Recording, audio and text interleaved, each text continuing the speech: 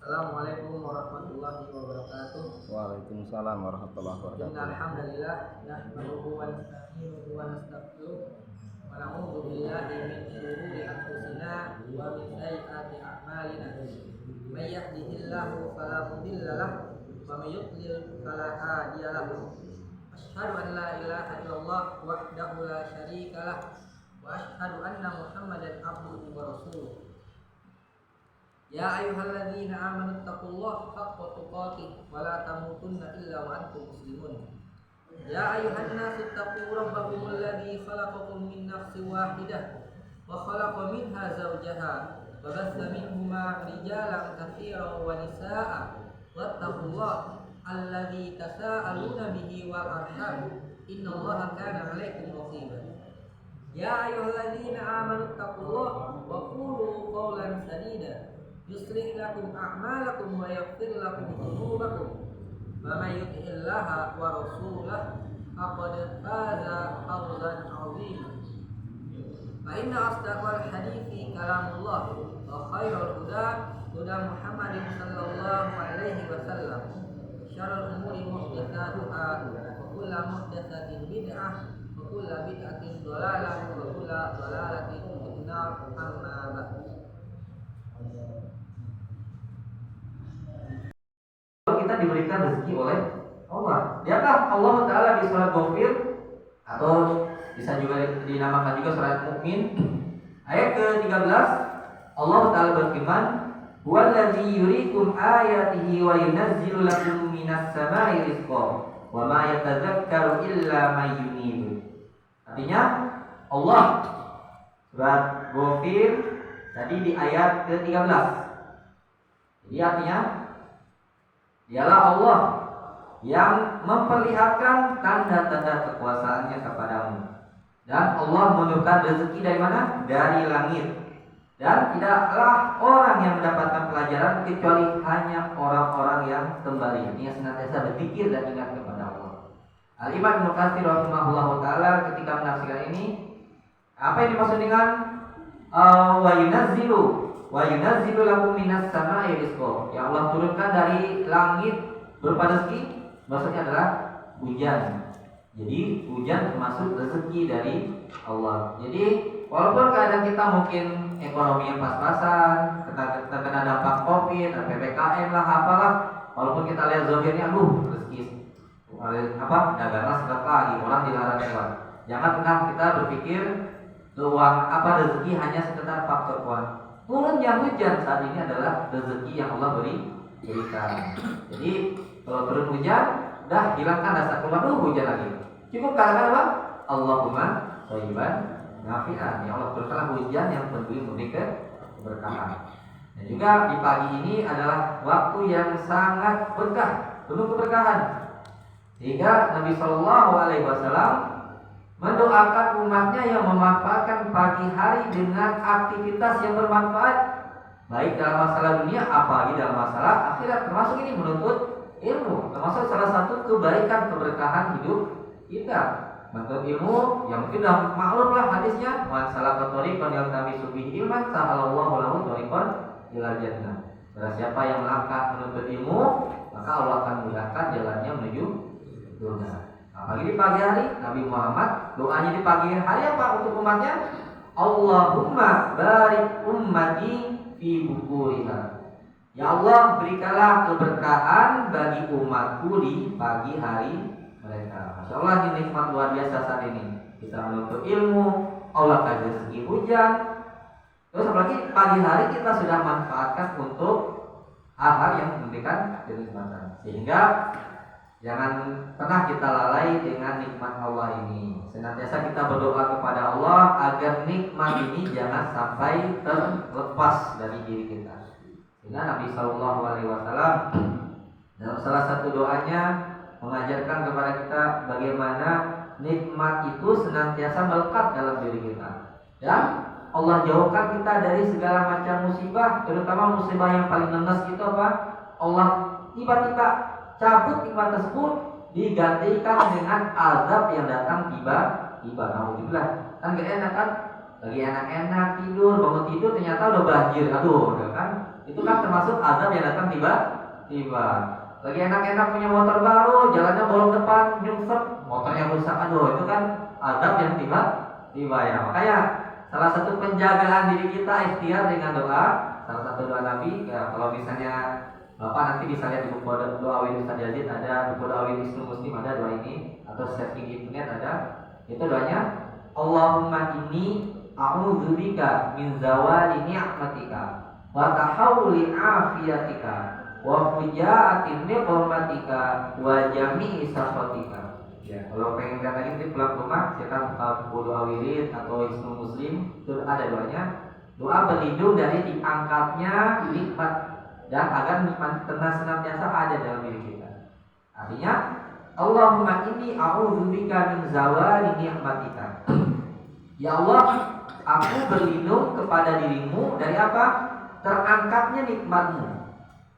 Allahumma inni a'udzubika min zawali ni'matika wa tahawuli afiyatika, dan berpalingnya penjagaanmu. Maksudnya Allah udah gak mau jaga kita lagi, Allah cuekin kita, Allah sia-siakan kita. Jangan sampai Allah cuekan kita, sia-siakan kita. Kita aja di rumah kalau dicuekin istri kan gak enak juga. Ini Allah cuekin kita.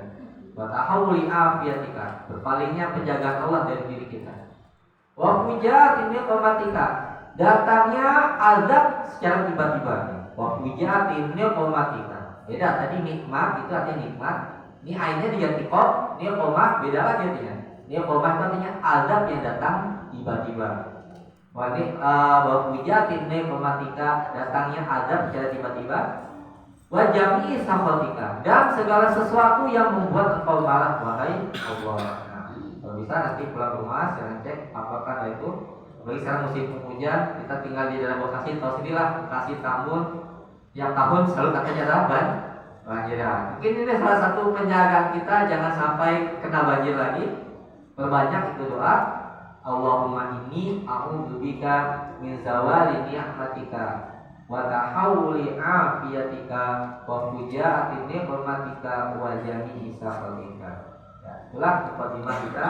Sebelum kita masuk ke inti materi kita saja adalah kita akan membahas salah satu kutip atas kitab kecil yang sangat berfaedah yang ditulis oleh salah seorang ulama Saudi yang sekarang masih hidup, ulama sunnah yang sering datang ke Indonesia, yaitu Syekh Abdul Razak bin Abdul Muhsin Al-Badr hafizahullah taala. Ya, mungkin dulu sering ada kajian Istiqlal kan. Nah, ini beliau menulis kitab kecil kitabnya tapi faedahnya luar biasa. Karena kitab ini berjudul apa? Ad-du'a'u alladzi la yurad. Ya Pak, doa-doa yang mustahil akan ditolak. Artinya apa? Doa ini pasti akan terkabul jika kita terkumpul dalam diri kita hal-hal yang bisa membuat doa terkabul. Sehingga ya, doa-doa yang tidak akan terkabul. Artinya pasti akan terkabul doa tersebut jika kita melaksanakan apa? Doa bit atau apa? Tata cara syarat-syarat terkabulnya doa.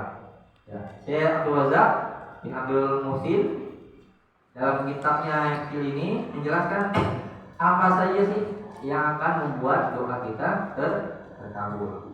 Karena intinya manusia itu, Allah itu intinya apa? Pasti akan mengabulkan doa-doa keinginan manusia.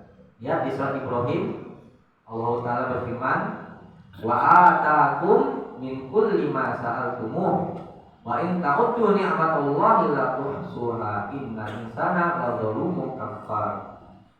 Ya, wa atakum min kulli ma sa'altumuh, di surat Ibrahim Allah Ta'ala berfirman, Allah akan berikan apa saja yang kalian inginkan. Jika kalian hitung nikmat Allah, mustahil kalian bisa menghitungnya. Namun anehnya manusia itu apa? Zolim dan kafar. Kafar itu apa? Tukang apa ya? Suka ngingkari nikmat-nikmat Allah. Jadi intinya dalam masalah doa itu pasti akan Allah kabulkan. Karena innallaha la yukhliful mi'ad. Allah itu enggak akan mungkin mengingkari janji. Dan juga doa adalah salah satu ibadah yang sangat agung. Sebagaimana Nabi SAW pernah bersabda, ad-du'a'u wal ibadah. Ya, silakan maju aja. Ada ikhwan-ikhwan yang mau datang. Ya. Jadi Nabi SAW pernah bersabda, ad-du'a wal ibadah. Doa itu adalah ibadah. Ya, ketika Nabi berkata menggunakan hadis ini, Beliau membawakan ayat di surat Al-Mu'minun ayat 60. Wa qala rabbukum ud'uni ayat keberapa? Surat Ghafir, surat Mukmin beda. Surat Mukmin sama surat Ghafir. Surat Mukmin ayat ke-60, Nabi sallallahu alaihi wasallam pernah membawakan ayat surat Ghafir ayat ke-60. Setelah membawakan hadis, doa buat ibadah. Doa adalah ibadah. Wa qala rabbukum ud'uni astajib lakum. Innal ladzina yastakbiruna an ibadati sayadkhuluna jahannama dakhirin. Artinya apa? Dan Tuhan kalian itu Allah berkata, berdoalah kepadaku, astajib lakum. Allah perintahkan berdoa. Hasilnya apa? Konsekuensi dia berdoa, astajib lakum. Allah berkata, aku akan kabulkan. Namun kebalikannya apa? Innal ladzina yastakbiruna an ibadati, sungguhnya orang-orang yang berpaling dari ibadah. Ibadah ini maksudnya berdoa kepada Allah. Apa ganjarannya? Akan masuk ke dalam neraka dalam keadaan hina. Nah, inilah salah satu perbedaan Allah. Laisa kamitslihi syai'. Allah berbeda dengan makhluk. Allah semakin banyak dipinta, dia semakin senang. Makhluk semakin banyak dipinta, semakin kesel.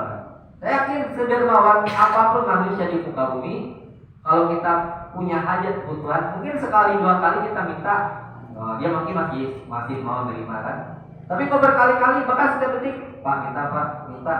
Kalau bisa ini dilempar ke muka orang yang minta-minta. Tapi berbeda dengan Allah, semakin banyak dipinta, Allah semakin cinta dan sayang kepada kita. Makanya dahulu ulama salaf paling kesel banget lihat orang hobinya ngeluh mulu sesama manusia. Misalnya lagi mikir tuh saya begini, ya kalau zaman sekarang mah update statusnya ngeluh mulu, aduh bangkrut lagi saja, aduh gitu. Kalau zaman dahulu, kalau ulama salaf mendengar ada orang ngeluh kehidupannya kepada manusia, apa yang dikatakan? Idza syaqauta li Adam, fa inna ma tashkur rahima ila allazi la yarham. Ini perkataan ulama. Idza syaqauta li Adam, jika kamu suka ngeluh kepada manusia, fa inna ma tashkur rahim ila allazi la yarham. Kamu sama saja sedang mengeluhkan ar-Rahim yang Maha Penyayang untuk Allah kepada manusia yang tidak memiliki rasa kasih sayang. Jadi kita ngeluh kepada manusia sama aja kita lagi menjelek-jelekan Allah di hadapan manusia. Makanya berdoa hanyalah kepada Allah, adukan segala macam problematika hidup kita hanya kepada Allah. Allah kalau kita curhat makin senang. Teman kalau makin curhat, mungkin artinya emangnya lo doang kesalahan aku juga dihapus kali kan gitu kan kalau bahasanya. Ibarat kata kalau kita ngeluh, apalagi ibu-ibu nih ya boleh sih sebenarnya curhat sama teman, tapi jangan terlalu kebanyakan. Ya ibu kalau ngeluh sama temannya, saya yakin dalam hati temannya pada ngeluh-ngeluh, aduh bu, emang ibu doang lagi sulit, emang sih juga sulit hidupnya ya. Jadi lebih daripada kita udah sulit, ngeluh orang sulit, mending langsung kepada Allah, Ar-Ghani Ar-Rahim, Maha Kaya, Maha Penyayang. Baik, sekarang kita lanjutkan inti dari itu kitab Ad-Du'ahu alladzi la yurad. Doa-doa yang tidak akan tertolak. Jadi sesungguhnya seseorang jika berdoa kepada Allah dan benar-benar doanya tersebut dia penuhi syarat-syaratnya, maka mustahil orang-orang tersebut doanya akan ditolak oleh Allah. Asy'ari membawakan perkataan dari Al-Imam Ibnu Qayyim Al-Jauziyah rahimahullahu taala. Jadi dalam kitabnya itu Al-Jawabul Kafi, ini kitab Ibnu Qayyim yang diringkas oleh Syekh Abdul Razak sehingga membuat kitab ini Ad-Du'a alladzi la yurad. Al-Imam Ibnu Qayyim ketika menjelaskan tentang apa saja yang doa-doa syarat-syarat doa itu terpenuhi, berkata di akhirnya dengan perkata apa? Fa inna hadza du'a la yaqadu yuraddu abadan. Artinya apa? Jika seseorang sudah melaksanakan syarat-syarat berdoa sesuai dengan tuntunan Rasulullah SAW, maka fa inna hadza, maka sesungguhnya doa ini la yaqadu yuraddu abadan. Mustahil akan Allah tolak doa tersebut. Apa saja syarat-syarat doa itu akan terkabul, doa-doa yang tidak akan tertolak. Jadi, qala Ibnu Qayyim rahimahullah taala, Ibnu Qayyim berkata, wa idza jama'a ma'du'a apa? Jika terkumpul dalam doa-doa seorang hamba, apa yang terkumpul itu? Pertama, hudurul qalbi. Nah, wa jam'iyatuhu bi kulliyatihi 'alal matlub. Artinya apa? Hudurul qalbi artinya dia menghadirkan hatinya hanya kepada yang dia pinta. Siapa yang dipinta? Allah. Jadi menghadirkan hati sungguh-sungguh kepada Allah. Maksudnya menghadirkan hati itu apa? Jangan sampai ketika kita berdoa tapi hatinya lalai. Kita berdoa tapi mikirinnya, aduh dagangan kok nggak rame-rame ya. Nah, atau misalnya ibu lagi berdoa mikirinnya kan mau masak apa ya. Nah gitu. Jadi ketika berdoa fokusnya kepada Allah. Itu maksudnya menghadirkan hati hanya kepada Allah. Berikutnya lagi yang kedua, sesuai sodaqa waqtan min awqatil ijabati as-sittah. Dia berdoa pada waktu-waktu yang mustajab. Nah, jadi pertama dia menghadirkan hatinya hanya untuk Allah semata, artinya khusyuk, nggak mikir yang lain. Pokoknya ketika doa udah Allah saja dia hadapkan hatinya. Yang kedua, sesuai dengan bertepatan dengan waktu-waktu yang mustajab. Nah, waktu mustajab ini kata Ibnu Qayyim membawakan ada enam waktu yang mustajab. Pertama adalah sepertiga malam terakhir, ya mungkin sekitaran jam 2-an sampai menjelang azan subuh. Nah, itu waktu sangat mustajab. Jadi kita jelaskan dengan dalil-dalilnya. Berikutnya ketika azan. Ya, pertama sepertiga malam terakhir. Yang kedua ketika azan, ketika muadzin sedang Allahu Akbar bagi azan. Yang ketiga bainal adzan wal iqamah. Nah, setelah azan baru antara azan dan iqamah. Nah, berarti habis sholat sunnah itu masih ada waktu. Nah, itu antara azan dan iqamah. Oke, sekarang tulis. Pertama sepertiga malam terakhir, yang kedua azan, ketiga antara azan dan iqamah. Yang keempat wa adbaru shalawatil maktubat. Artinya apa? Menjelang tasyahud akhir. Nah, menjelang tasyahud akhir. Saya menjelang salam di tasyahud akhir. Ya, ketika tasyahud akhir. Jadi setelah kita doanya at-tahiyatul. Nah, itu kan ada waktu kosong. Kalau kita sholat sendiri itu perbanyak doa. Itu mustajab doanya. Kecuali kalau lagi sama imam, ya mau nggak mau harus kita ngikutin imam. Jangan sampai imam udah assalamualaikum kita masih berdoa. Itu termasuk perkara yang dibenci. Tapi kalau sendiri silakan perpanjang doanya, ini mustajab. Berikutnya ketika naiknya imam ke imam sholat Jumat, khotib maksudnya, ke atas mimbar. Nah,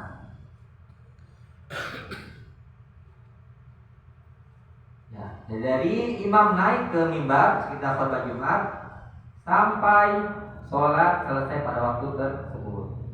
Jadi pas imam naik, alhamdulillah naik sampai terakhir selesai khutbah. Nah, selesai sholat itu waktu-waktu mustajab.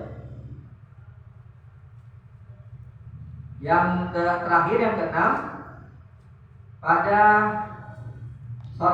akhir di sore hari. Nah, dia mengatakan di hari Jumat nih. Nah, di sore hari, di hari Jumat nih, akhir-akhir menjelang maghrib. Nah, setelah habis asar menjelang maghrib, ini waktu-waktu mustajab di hari Jumat.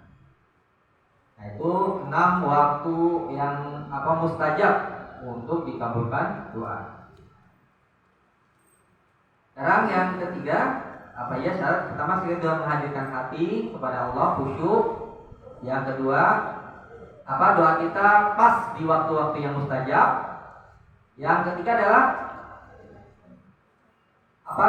khusyuan di hati itu sesuai dengan zahir kita. Maksudnya apa? Hati kita khusyuk tapi zahir kita juga khusyuk kepada Allah. Jadi hati dan badan saling berhubungan. Jadi maksudnya jangan sampai hatinya mengimani tapi zahirnya tidak mengimani. Itu contohnya kayak Abu Thalib. Abu Thalib kan hatinya percaya Nabi Muhammad kan, namun zahirnya lisannya nggak mau dia diucapkan. Ya, tapi juga kebalikannya, Zahirnya beriman, tapi hati mengingkari. Jadi dua-duanya harus berkesinambungan, hati dan zahir. Harus khusyuk kepada Allah. Dia harus beriman kepada Allah.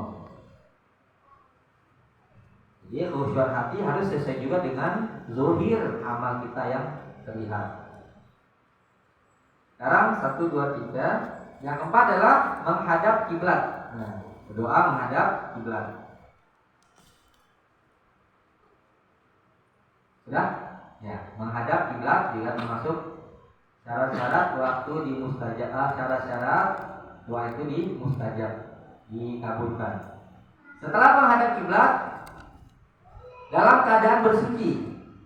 1, 2, 3, 4. Yang kelima dalam keadaan bersuci. Di situ kita berdoa kepada Allah nih. Kemudian wa rafa'a yadayhi ila Allah, angkat kedua tangannya kepada Allah. Ya, angkat kedua tangannya kepada Allah. Ya.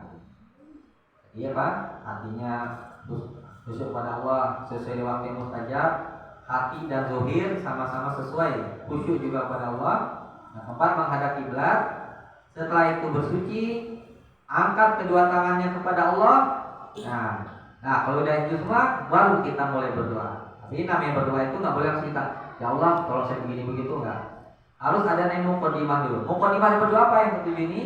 Dimulai dengan memuji Allah. Ya. Jadi kalau mau berdoa itu dimulai dengan memuji Allah. Allah itu senang dipuji. Ya. Jadi Allah itu ahlus tsana'i wal majid. Allah itu yang sangat suka untuk dipuji, disanjung. Jadi kalau kita berdoa kepada Allah, ya kan kita kepada Allah ya. Kalau kita ada hajat misalnya manusia orang kaya, langsung nggak bisa kita tutup poin. Biasanya kita ada banyak mukadimah dulu kan. Ya, misalnya kalau ada keluhan orang, mungkin orang yang kita anggap dia kaya, kita kesulitan keuangan meminjam kan. Nggak mungkin, Pak, jempol dong. Ya kan nggak mungkin, pasti ada mukadimahnya dulu. Begitu juga dengan Allah itu paling senang dipuji dulu, dirayu-rayu dulu. Nah, yang kayak ibu-ibu juga Bu, kalau misalnya ada keperluan sama suami nggak mungkin, lawan, nah, pasti dipuji dulu kan abinya. Ya baru dah itu baru dipinta keperluan. Setelah itu memuji Allah, kemudian setelah memuji Allah, poin berikutnya adalah menyanjung Nabi Shallallahu Alaihi Wasallam. Jadi kita, ya Allah, ya Rabb, ya Karim, ya apalah. Satu, Allahumma sholli ala Muhammad, ya sholawat kepada Nabi. Kita masuk pujian-pujian kepada Nabi. Jadi kalau kita mau berdoa, puji Allah dulu, sholawat kepada Nabi, baru yang ini. Kemudian kita sebutkan keinginan kita kepada Allah. Dimulai dengan apa? Istighfar dulu. Ya, memuji Allah, sholawat Nabi. Kita mulai dulu dengan permintaan pertama adalah istighfar dulu, memohon ampun kepada Allah. Jangan langsung dulu minta, ya Allah siapa yang begini, tapi istighfar dulu. Karena istighfar adalah kunci-kunci pembuka rezeki. Jadi karena kita semua lah, ulu bani Adam khata'un. Nabi Muhammad, semua manusia itu berdosa. Dan dosa termasuk salah satu menghambat terkabulnya doa. Jadi kalau kita pengen minta, kita mulai dulu dengan istighfar. Kita, ya Allah ampuni dosa saya, Allah maghfirli, dan seterusnya. Setelah kita istighfar, tobat, barulah kita poin berikutnya masuk, kita sebutkan doa kita dengan apa? Dengan melas, dengan penuh melas. Melas bahasa Indonesia apa ya? Berharap ya, melas. Nah, kalau orang Inggris kan minta, biasanya kalau orang Inggris itu semakin melas semakin dikasihi orang lain. Cuma kalau orang Inggris, Pak minta Pak, nggak bakal. Tapi semakin dia melas, semakin dia tundukkan omongannya, orang semakin kasihan. Begitu juga dalam ada berdoa kepada Allah, kita berdoa dengan sikap benar-benar kita butuh pada Allah. Kalau bahasanya melas kan, benar-benar nak minta dengan sungguh-sungguh kepada Allah. Setelah kita memelas kepada Allah, kita poin berikutnya berdoa dengan sikap apa? Optimis dan ada rasa takutnya juga. Jadi roghbah wa rohbah. Roghbah itu artinya sikap optimis. Allah pasti kabulkan doa kita. Pertama kita mulai dengan sikap roghbah dulu. Tapi jangan hanya kita kedepankan sikap optimis, tapi juga harus kita sertai dengan sikap apa? Ada rasa takut, rohbah. Allah tidak kabulkan doa kita. Karena dalam Islam kita harus namanya seimbang sikap rohbah dan rohbah. Kenapa bahaya? Kalau hanya satu saja dikedepankan. Kalau manusia cuma mengedepankan sikap rohbah optimis, doanya dikabulkan, dia akan semena-mena. Maksudnya apa? Dia akan bermudah-mudahan berbuat dosa. Tenang aja, Allah Maha Pengampun. Nah, jadi kalau orang selalu mengedepankan sikap rohbah dalam kehidupannya, optimisnya over, dia akan bermudah-mudahan dalam berbuat dosa.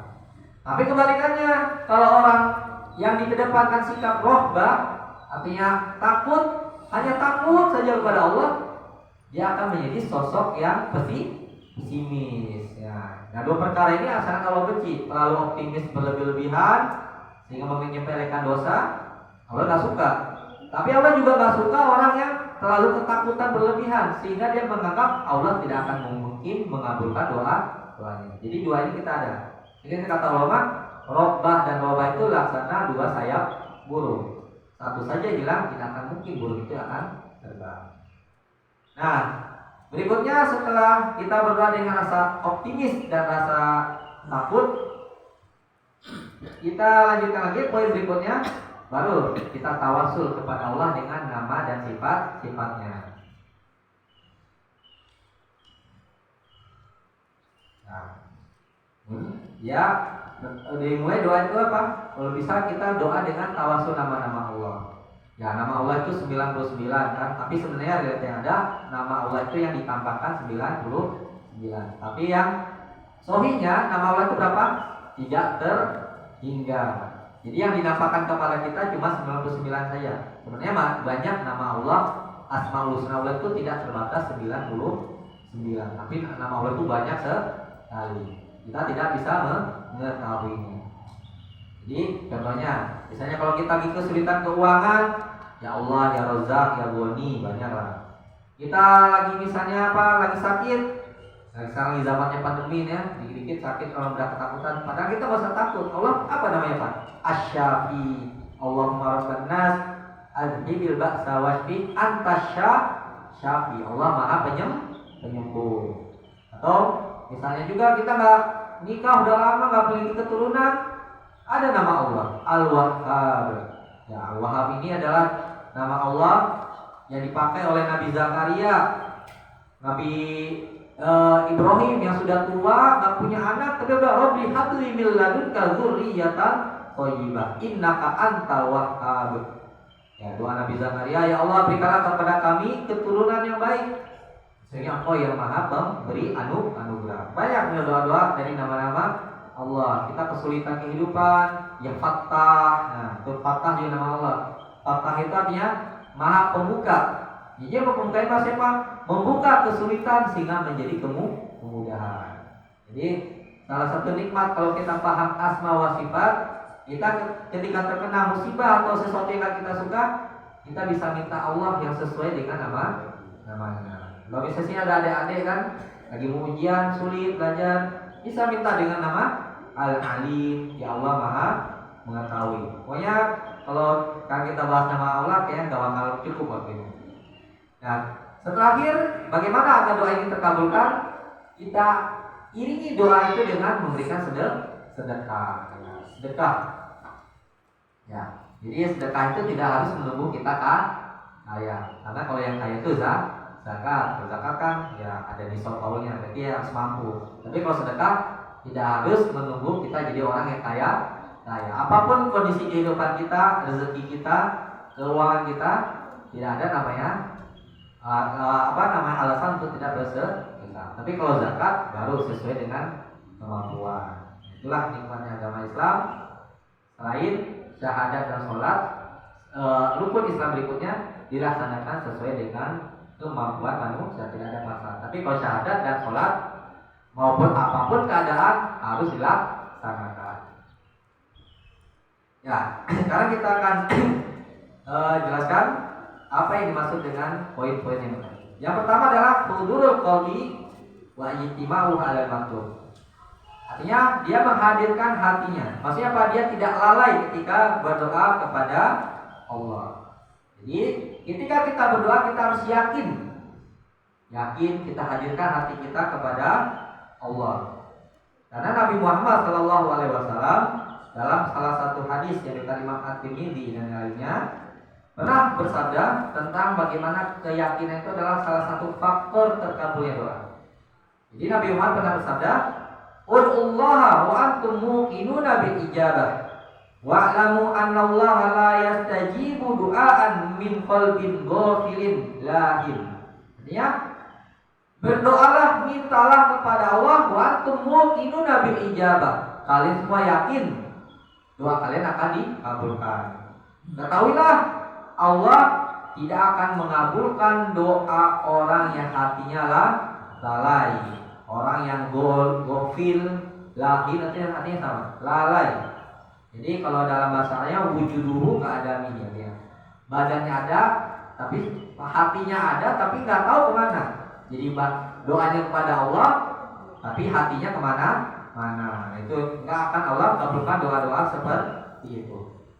Nah, apalagi sekarang nih zaman adanya HP ya.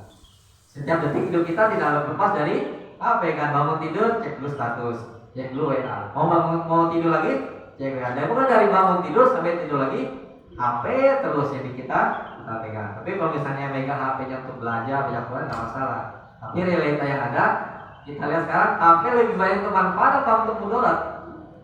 Mudarat.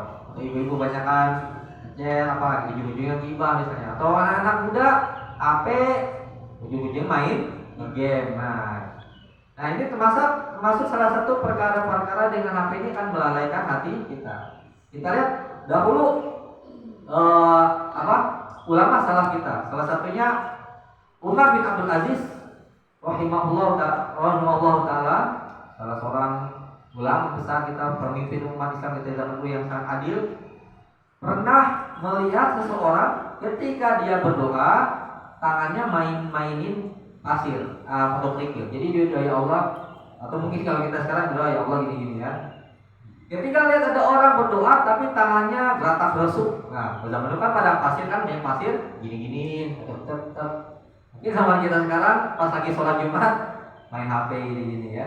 Pada zaman Nabi aja kalau kita sholat Jumat, khotib lagi naik mimbar, kita main-mainin kayak batu itu bisa batal pahala sholat Jumat kita. Nah, sekarang kita enggak, orang lagi Jumatan asik gak ada main HP ini, motifnya ngomong ini ya kan. Nah, ini Umar bin Abdul Aziz pernah lihat ada orang berdoa, kemudian dia main-mainin pasir. Apa kata Umar bin Abdul Aziz? Ala al-qaita al-hasota. Kenapa nggak boleh lempar saja batu tersebut, kerikil tersebut?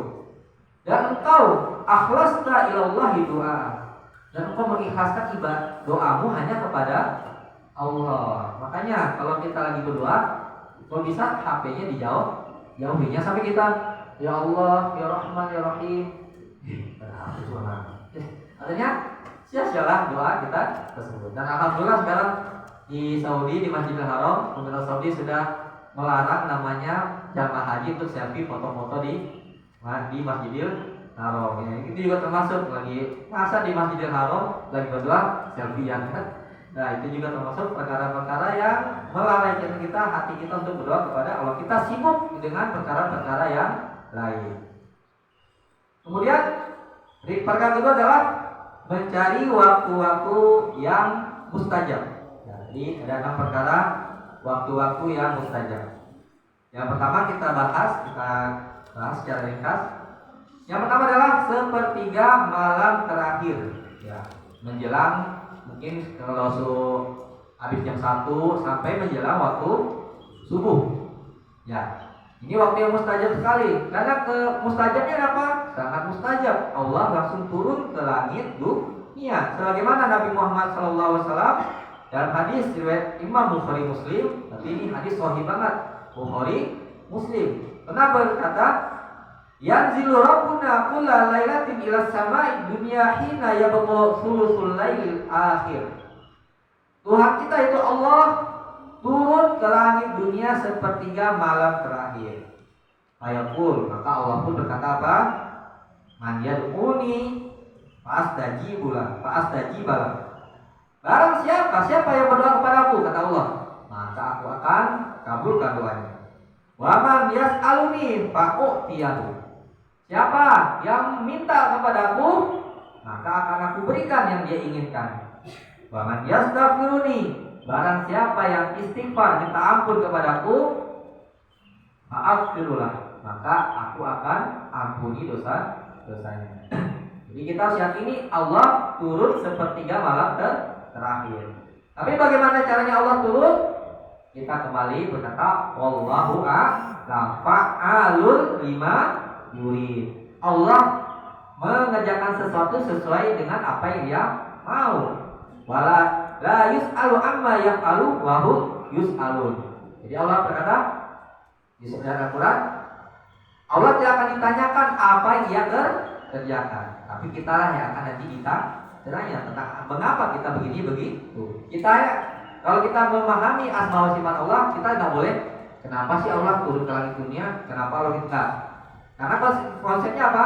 Allah tidak akan pernah ditanyakan tentang mengapa Dia begini begitu, tapi yang akan ditanyakan siapa? Kita, mengapa kamu begini begitu. Jadi kita imani saja Allah turun sepertiga malam terakhir. Walaupun kalau kita pakai akal kita, Allah turun sepertiga malam terakhir. Indonesia kan malam hari ya. Dan kan di Amerika siang hari. Nah di Amerika gimana Allah yang ada? Kita nggak akan sanggup untuk memikirkan hal tersebut. Udah kita serahkan pada Allah.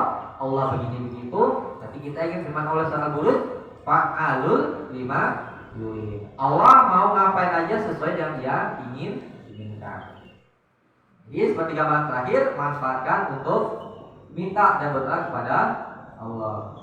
Pagi mau Piala Dunia ya, jangan sampai sepertiga malam terakhir kita minta pada Allah tapi nonton bola, jangan. Ini waktu yang sangat mustajab. Yang kedua, yang pertama, yang kedua sekarang ketika azan. Jadi maksudnya ketika azan ini adalah setelah azan langsung. Kan ketika sunahnya azan, kalau muazzinnya Allah Akbar kita ikutin kan? Ya Allah salah ya Allah la haula wala quwwata illa billah. Nah, ini mustajab setelah selesai sholat azan kan kita doa Allahumma rabb hadhihi da'watin sama selesai. Habis itu langsung mungkin kita ada doa yang sangat benar hajat. Setelah doa ya Allahumma rabb hadhihi da'watin tamah, langsung kita doa ya Allah begini begitu. Nah, kalau itu udah terkabul semua. Shalawat puji Allah udah, salawat kepada Nabi udah, baru kita minta kepada Allah secara langsung. Ini maksudnya ketika azan langsung setelah kita membaca doa sesudah azan. Ini bedanya setelah azan dan antara azan dan iqamah. Tadi yang kedua ya. Yang ketiga adalah baru antara azan dan iqamah. Nah, azan iqamah mungkin nanti kita Allahumma rabb hadhihi wal qamar kita doa langsung, habis itu baru kita sholat sunnah. Sholat sunnah ada waktu kosong.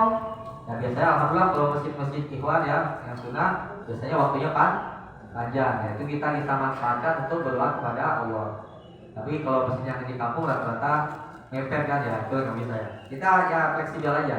Kalau memang ada waktu kita berdoa. Tapi kalau misalnya udah komat ya kita utamakan sholat berjamaah dulu. Setelah antara azan dan iqamah, ya ini Nabi Muhammad pernah berkata, la addu'a la yuraddu baina azani wal iqamah. Hadis riwayat Abu Dawud yang lainnya. Nabi berkata, doa antara azan dan iqamah tidak akan ditolak. Pasti akan Allah kabulkan. Yang keempat ya. Waktu yang mustajab adalah sebelum salam, berarti ketika tasyahud akhir. Ya.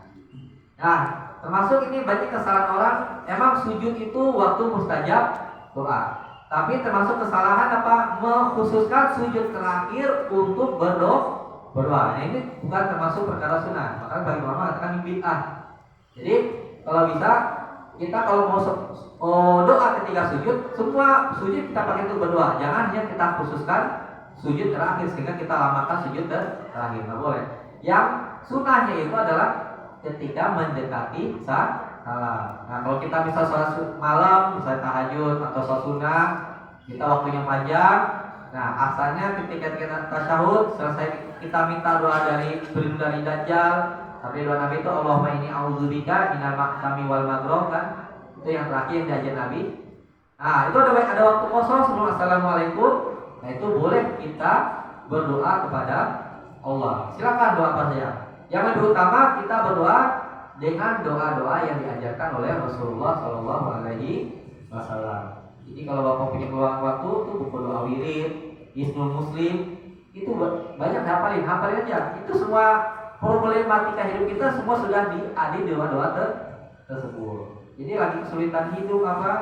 Kita sholat, tasyahud akhir sampai doa yang diajarkan Nabi, udah Allahumma inni a'udzubika atau Allahumma inni as'aluka, terserah sesuai yang kita inginkan sesuai dengan hajat kita. Setelah waktu mendekati tasyahud salam di tasyahud akhir, yang kelima adalah ketika naiknya imam atau khotib lagi sholat Jumat sampai sholat ini selesai. Dan biasanya yang mustajab itu adalah, tapi jangan dipahami berarti ketika khotib itu kita juga berdoa kan. Antara jeda imam duduk antara dua khotbah. Jadi kan biasanya kan imam khotbah pertama duduk dulu sebentar, nah, mungkin ada 2-3 menit duduk, ya, kita berdoa ya Allah duduknya.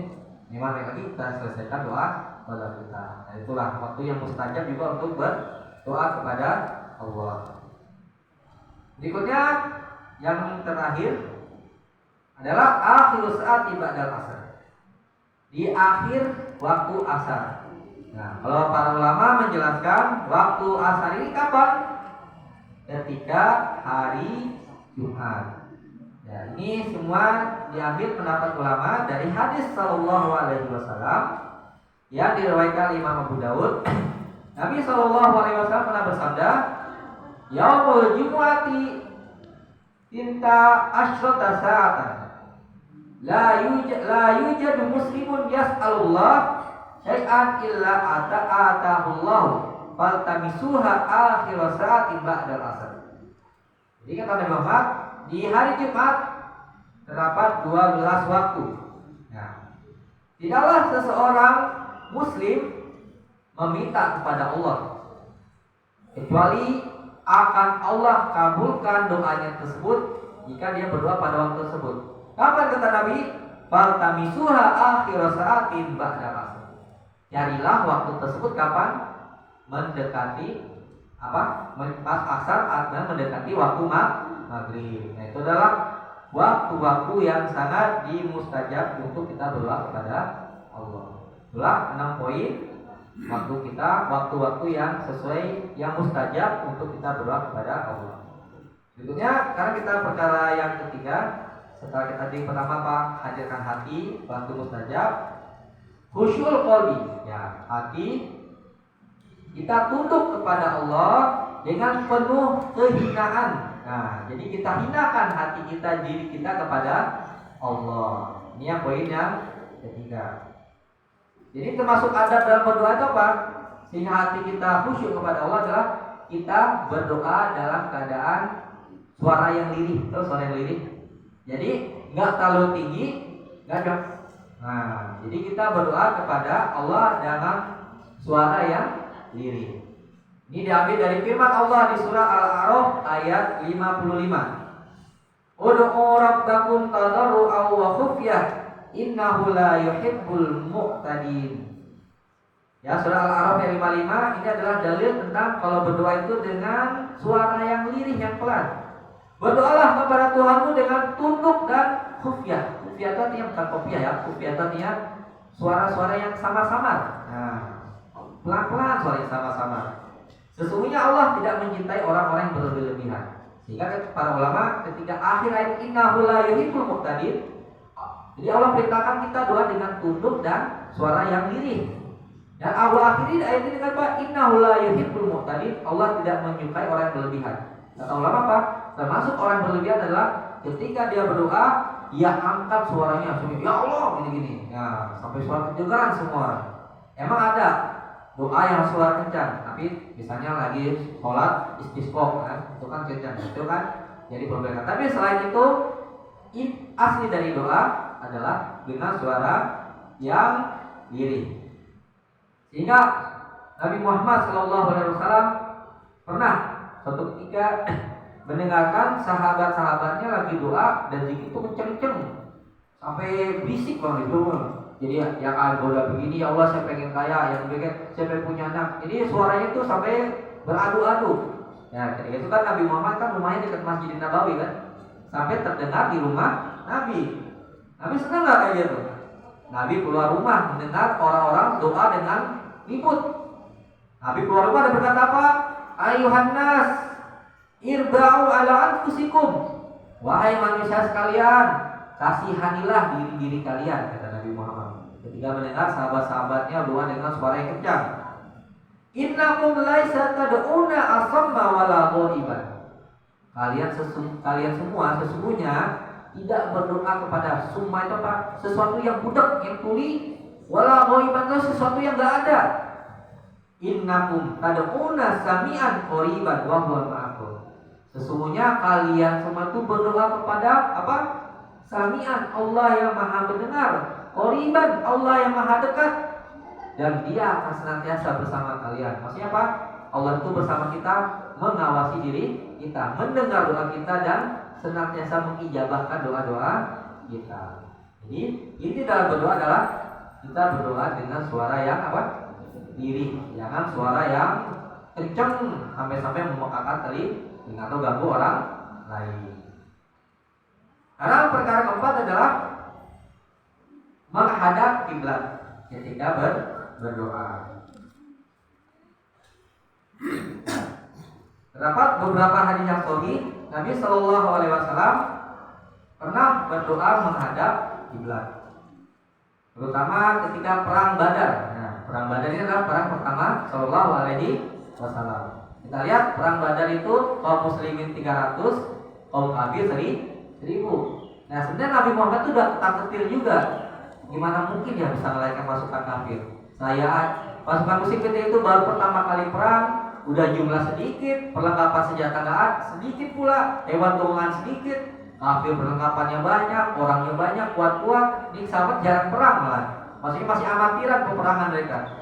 Ketika malam-malam Nabi Muhammad berdoa, dia berdoa sampai doa ini sangat menandakan Nabi Muhammad sudah ketakutan luar biasa pasukannya keluar. Kata Nabi Muhammad, ya Allah, jika pasukan kami ini kalah, pasukan Muhammad ini kalah, tidak akan ada lagi orang yang akan menyembah Engkau di muka bumi. Ya, Nabi Muhammad ketika doa itu menghadap kiblat. Dan alhamdulillah, kenapa kalah pasukan Muslim? Nah, itulah kita lihat berdoa menghadap kiblat Shallallahu Alaihi Wasallam. Yang kelima adalah berdoa dalam keadaan apa? Bersuci. Ya, berdoa dalam keadaan bersuci. Tapi ini bukan sampai wajib, ini mustahab, sangat dianjurkan. Tapi kalau misalnya kita lagi mendesak, misalnya alhamdulillah ya, lagi kendaraan tiba-tiba kecelakaan, kan nggak bersuci, ya udah kita berdoa sesuai dengan apa yang ada dalam diri kita. Jadi ini semua perkara-perkara kalau dalam bersuci ini bukan sebagai syarat wajib, tapi sangat mustahab, disukai kita berdoa dalam bersuci. Yang keenam adalah mengangkat kedua tangan ketika berdoa. Jadi mengangkat tangan ini begini, ya. Biasa kalau Nabi Muhammad lagi geting itu bisa sampai kelihatan kedua. Ini biasanya kalau sampai kelihatan kedua kecacing putih ketika lagi sholat istisqa. Tapi kalau bisa biasanya begini. Tapi terkadang saya juga termasuk kayak nggak niat banget doa kayak gini, ya.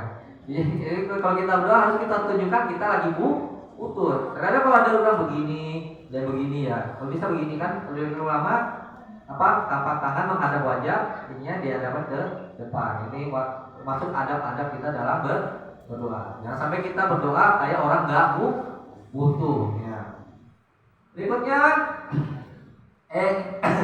perkara yang ketujuh, dimulai dengan memuji Allah dan bersalawat kepada Sallallahu Alaihi Wasallam. Ya, suatu ketika Nabi Muhammad Sallallahu Alaihi Wasallam pernah mendengar ada orang lirik berdoa. Ini mungkin gampang doanya. Ada orang berdoa kepada Allah. Dia ketika berdoa bermulai, Allahumma inni as'aluka bi anni ashhadu annaka anta Allah al-ahad alladzi lam yalid wa lam yulad wa lam yakul lahu kufuwan ahad. Ya, kalau bisa gampang doa Pak.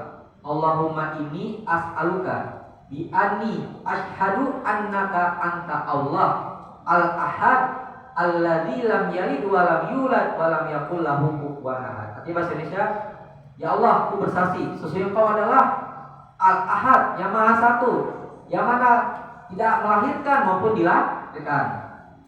Walam yakul lahu kufuwan ahad, tidak ada yang serupa dengan Engkau.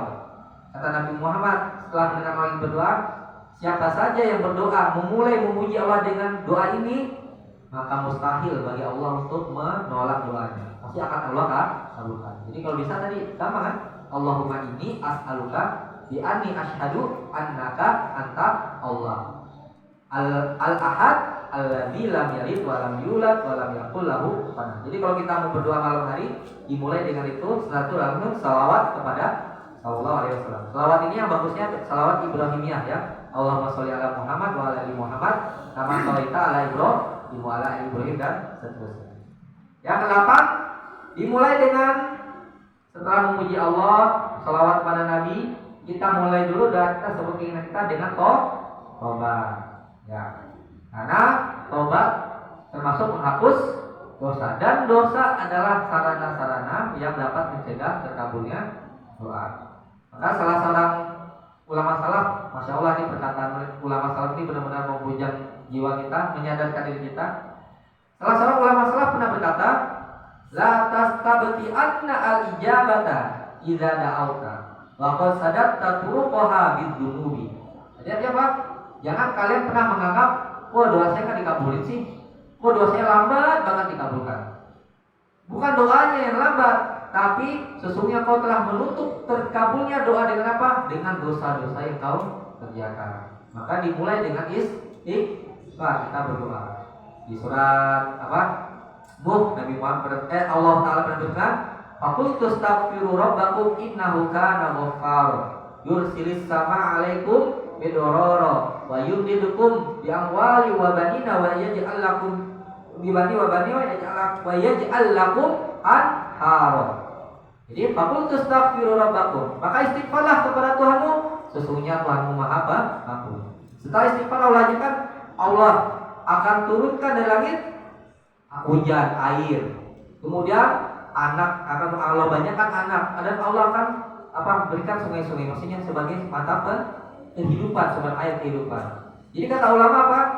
Termasuk keajaiban istighfar adalah bisa akan menurunkan rezeki, memperbanyak keturunan. Maka ketika dulu Imam Al-Hasan Al-Basri, kalau ada orang ngeluh pada beliau, katanya apa? Imam Al-Hasan Al-Basri, saya nggak punya anak, istighfar. Saya kesulitan keuangan, istighfar. Saya begitu-begitu, istighfar. Ada orang aneh, wahai Imam Al-Hasan Al-Basri, kenapa sih kalau ada orang punya masalah, kok selalu nyuruh istighfar? Masuk Al-Imam Al-Hasan Al-Basri membawakan tadi ayat Allah. Bukankah Allah Ta'ala berfirman, "Faqul tastaghfiru rabbakum innahu kana ghaffara yursilis sama 'alaikum bidororo wa yumdidkum bi amwali wa banina wa yaj'al lakum jannati wa yaj'al lakum anhara." Bukankah Allah berkata istighfar? Hasil istighfar apa? Allah turunkan air dengan berturut-turut, misalnya hujan yang menyuburkan tanah. Allah perbanyak namanya harta dan anak keturunan kalian. Makanya kita kalau ada kesulitan hidup, banyak-banyak istighfar kepada Allah. Ya karena udah masuk 6 ya. Tanggung dikit lagi. Yang ke-9 apa? Ya ini juga. Takutnya di 9. Kita kalau mudah-mudahan kali Pak, katanya saya ini 12. Yang ke-9, setelah kita istighfar kepada Allah, kita berdoa dengan memelas, dan kita tidak boleh terburu-buru minta doa dikabulkan atau terburu-buru. Termasuk terburu-buru dalam berdoa adalah, ya Allah saya sudah gini kok nggak dikabul sih, ya Allah saya begini kok begini tuh. Nah nggak boleh. Ya termasuk ini istijal, nggak boleh kita terburu-buru dalam meminta kepada Allah. Kita harus kedepankan husnuzon kepada Allah kalau kita berdoa. Kenapa? Allah mengabulkan doa itu ada 3 poin. Sebagaimana Sallallahu Alaihi Wasallam pernah bersabda dalam hadis Imam Ahmad dan lainnya, "Ama min muslim yaqullah bida'watin wa laysa fiha ithmun wa la qatiyatu rahim illa a'tahu Allahu bi ihda salatin." Kata Nabi Muhammad tidaklah seorang muslim berdoa kepada Allah yang mana isi doanya tidak mengandung unsur dosa atau memutus tali silaturahim. Pasti akan Allah kabulkan 3 perkara. Yang pertama, Allah kabulkan sesuai yang dia inginkan. Bisa pengen kaya, Allah kasih kaya. Pengen anak, kasih anak. Kita udah doa gini-gini kok dikabulin, jangan apa? Suuzon. Yang kedua, Allah kabulkan dengan cara apa? Allah jadikan doa itu sebagai sarana untuk menghilangkan musibah dalam diri kita. Biasanya kan Allah udah takdirkan misalnya kita bisa ketabrakan, kecelakaan, tapi kita pernah berdoa Allah palingkan kecelakaan itu dalam diri kita. Tapi kalau kita ini udah doa kok kemarin motor saya keserempet sampai kaki saya pincang, jangan sudah lagi. Ya suzon. Ada yang ketiga, doa tersebut nanti Allah kabulkan ketika di akhirat. Jangan apa? Siapa tahu kita berdoa karena doa itulah menyebabkan kita masuk ke dalam surga. Walaupun di dunia kita anggap kok nggak dikabulkan, kok kita masih terkena musibah. Berikutnya yang berapa tadi? Tadi berapa tadi? Oh iya. Yang ke-9 tadi. Karena yang ke-10 adalah berdoa dengan penuh harap dan cemas. Tadi sudah kita bahas tadi. Dengan penuh optimis dan penuh apa tadi? Rasa takut doa-doanya tidak dikabulkan. Sekarang yang ke-11 ya. Ya, yang ke-11 adalah bertawasul kepada Allah. Artinya berdoa kepada Allah dengan memakai nama-nama dan sifat Allah. Ya, dengan asma wa sifat. Ya, makanya kalau pengen berdoa kepada Allah, kita lihat dulu keinginan kita dan kita cocokkan dengan nama-nama dan sifat Allah. Karena nama-nama dan sifat Allah itu sebenarnya sudah sesuai dengan problematika hidup kita. Kita hidup miskin, ada nama Allah apa? Al-Ghani. Tadi kita nggak punya keturunan, Al-Wahhab. Kita punya masalah hidup, hidup nggak pernah terbuka ya, kesulitan ini, ada Al-Fattah. Kita merasa dizolimi orang kafir, dizolimi terus, ada Allah yang Qawi dan seterusnya. Banyak nama-nama Allah. Silakan baca aja buku-buku tentang fikih Asmaul Husna. Salah satunya Syekh Abdul Razak dia punya buku fikih dalam memahami nama dan sifat Allah. Berikutnya yang ke berapa? Ke-12 ya. Berikutnya adalah bersedekah. Ya, yang terakhir ini kita iringi doa tersebut dengan sedekah. Ya, Nabi Muhammad SAW tentang sedekah ini memiliki kandungan yang sangat agung. Bahkan Nabi Muhammad pernah berkata dalam hadis yang sahih yang diriwayatkan Imam At-Tabarani dan yang lainnya, Nabi SAW pernah bersabda, "Shadaqatus sirri tudfi'u ghadabar rabbi." Ya, shadaqatus sirri tudfi'u ghadabar rabbi. Orang yang bersedekah diam-diam itu akan memadamkan kemarahan Allah. Jadi sekali lagi saya bilang tadi, sedekah tidak harus menunggu kita harus jadi kaya dulu. Karena sedekah itu berbeda dengan zakat. Kalau zakat baru kita berzakat kalau kita mampu. Itu ada batasannya. Tapi kalau namanya sedekah itu tidak harus kaya. Apapun kemampuan, bahkan senyum saja dengan saudara, tabassumu kaliwajhi akhika saudara. Kalau kita pas-pasan hidup, kita mau bantu orang kita juga kesulitan, ya minimal kita berikan sedekah kita kepada saudara dengan wajah yang berseri. Ini yang sampai hidupnya miskin, pas-pasan teman-temannya dengan wajah yang asem. Waduh, udah sengsara banget ya. Dan ya inilah yang terakhir tentang doa ini adalah kita senantiasa berdoa kepada Allah dengan memakai doa-doa yang berasal dari Nabi Muhammad SAW. Jadi kalau bisa kita berdoa kepada Nabi kepada Allah, kita berdoa kepada Allah dengan menggunakan doa-doa yang Nabi ajarkan. Alhamdulillah sekarang banyak buku-buku yang menjelaskan doa-doa Shallallahu Alaihi Wasallam yang sesuai dengan sunnah ya.